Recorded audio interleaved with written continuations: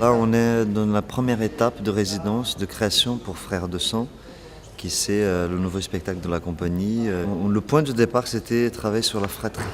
Ça, c'était le thème principal. Et à partir de ça, on a écrit tous les deux, parce qu'on est deux à diriger la compagnie avec André Curti.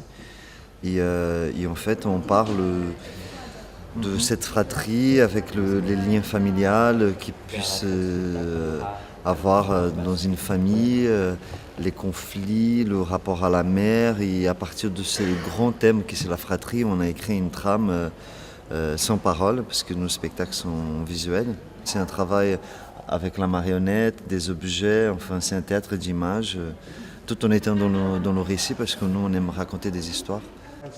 C'est des choses qui restent quand on est par là. Aujourd'hui, nous sommes venus à l'Atrium parce que cette visite s'inscrit dans un projet de plus grande ampleur qui a débuté dès le début de l'année. Il s'agit pour les élèves, dans un premier temps, d'étudier en cours de français, mais aussi en littérature, les rapports frères-sœurs, les rapports familiaux. Et ensuite, nous avons bénéficié d'un stage de 2 jours. Chaque élève a eu 6 heures de stage avec une comédienne plasticienne qui fait partie de la compagnie 2 à 2, qui s'appelle Maria Adela, où ils ont pu travailler sur la plastique du personnage. Donc là, c'était l'occasion de rencontrer dans un deuxième temps la compagnie.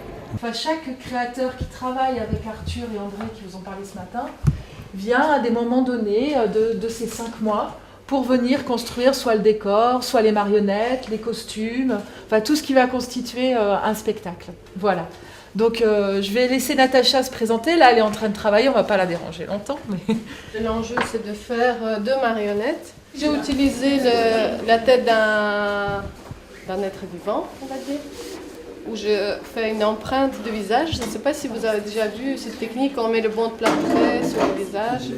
Voilà. Après, on a une coquille dans laquelle on peut couler un mousse liquide qui est extensible et qui devient en fait cette mousse-là, sur laquelle je peux aussi sculpter, continuer à sculpter, introduire un espace, parce que en plus qu'il est mort, il pourrait aussi être vivant.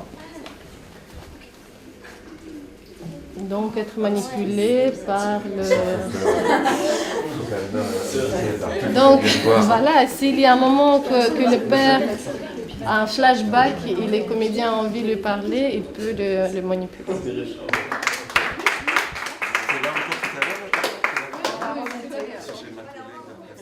Depuis le début, ces rencontres que je trouve super importantes, surtout quand il y a des profs qui sont motivés, passionnés et qui donnent une matière à réflexion.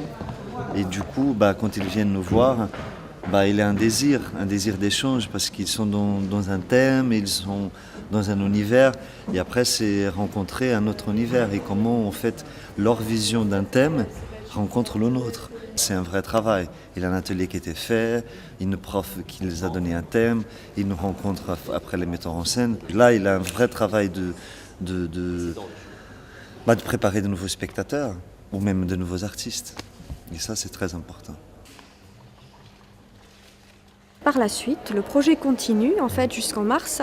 L'idée, c'est d'élaborer un travail de théâtre gestuel autour d'une histoire, pour que les élèves mettent en œuvre et mettent en pratique ce qu'ils auront appris.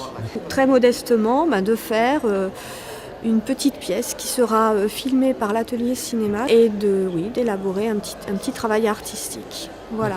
Donc c'est un travail pédagogique.